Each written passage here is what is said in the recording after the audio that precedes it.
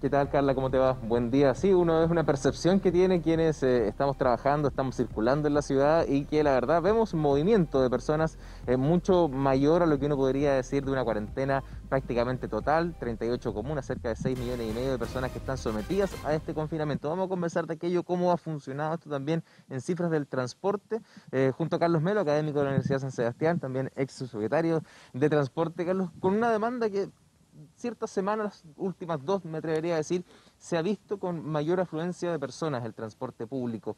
¿Puede ser que esta percepción que uno ve de movimiento sea tan real en las validaciones del sistema? Mira, efectivamente cuando uno observa las validaciones del sistema, se puede ver que desde que se inició la crisis sanitaria, estas se han reducido más o menos entre un 85% con la mayor reducción a un 65-70%. ¿Ya? En las últimas semanas se observa un cierto rebote, pero manteniéndose dentro de este margen. Y ese rebote se aprecia sobre todo concentrado en validaciones que se efectúan en los sectores obviamente de menores ingresos, donde sostener la cuarentena por tanto tiempo se les hace difícil. Eso es consistente también con otros datos que se han observado, por ejemplo, al analizar la información de los teléfonos celulares. Cuando uno revisa esa información, también se observa que existe una cierta dispersión respecto a dónde la gente puede quedarse en la casa y dónde no puede hacerlo, que está muy correlacionada con las condiciones socioeconómicas de cada comuna. En ese sentido, a través de la geolocalización que tienen los teléfonos, se puede evidenciar que en el sector oriente o otro tipo de comunas hay menor movimiento en comparación a lo que ocurre, por ejemplo, al sur de la región metropolitana, al sector poniente. Claro, efectivamente eso es posible de evidenciar. Aquellas comunas de mayores ingresos, uno observa que hay un menor movimiento. Finalmente son personas que pueden mantenerse en su hogar, realizar labores de teletrabajo, por ejemplo. En cambio, en las comunas donde los niveles de ingresos son menores, se observa una mayor actividad. Cuando uno ve la información de los teléfonos celulares, los niveles de actividad sí son mayores que las validaciones de transporte público. Y eso también te da una referencia importante.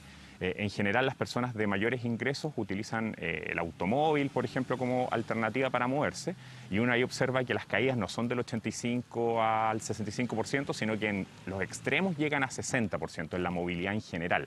Pero hay comunas donde esas caídas alcanzan niveles del 35 o 40%. Entonces, claramente hay gente que está saliendo a la calle, que por la necesidad finalmente de conseguir su sustento tiene que salir y para eso se desplaza en diferentes modos de Lo transporte. mencionas también, hay una participación importante del automóvil en el movimiento de la ciudad, se aprecia también mucho vehículo transitando, sobre todo por grandes avenidas. Ahí la cantidad de porcentaje baja bastante de la demanda, digamos, de la ciudad, del movimiento que existe, en torno a que uno podría decir que quienes salen en el automóvil, podría hacer una lógica que no requeriría tanta necesidad de salir a la calle a buscar trabajo. Sí, finalmente hay un fenómeno que de cierta forma se anulan, dos fenómenos que se anulan. Porque el automóvil en general, a mayor nivel socioeconómico, hay mayor uso del automóvil. Pero por otro lado, el automóvil hoy día brinda un espacio seguro. De hecho, las proyecciones que se hacen para un retorno seguro en el transporte hablan de un aumento en el uso de los transportes individuales y el automóvil es uno de esos. Entonces, esa seguridad que te brinda el automóvil, de cierta forma, se anula con este hecho de que el automóvil es un medio de transporte que utilizan personas de mayores ingresos, pero efectivamente uno ve niveles de uso mayores a los que se ven en el transporte público, en torno al 60 o más porcentaje de uso efectivo del automóvil.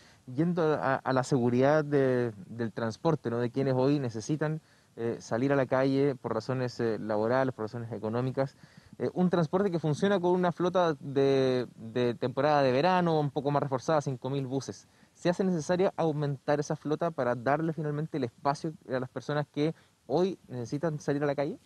Mira, en general, la flota que hoy día está operando el transporte público, cerca de 5.000 buses, y las frecuencias con las que Metro opera, son frecuencias mucho mayores proporcionalmente a la rebaja de demanda que hemos tenido.